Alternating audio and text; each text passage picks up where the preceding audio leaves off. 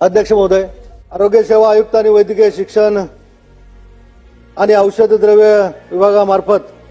Haffkine या संस्थेला सन 2017-18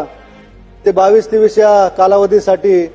आपल्या सरकारच्या ज्या काही वैद्यकीय संस्था आहेत त्या संस्थांना औषध पुरवठा आणि वैद्यकीय उपकरणांचा पुरवठा करण्याचं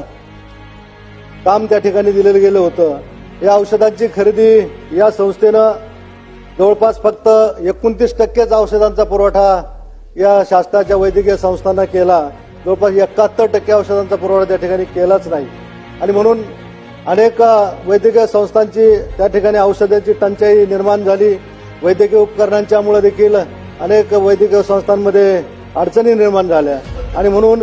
कॅगच्या अहवालामध्ये या हाफकिन संस्थेवर एक ठपका ठेवला गेला। मला या माध्यमातून एक स्पेसिफिक असा प्रश्न विचारायचा आहे की आता जो ठपका आहे त्या ठपक्याप्रमाणे संबंधित अधिकाऱ्यांवर काय कारवाई केली, कारवाई केल्यानंतर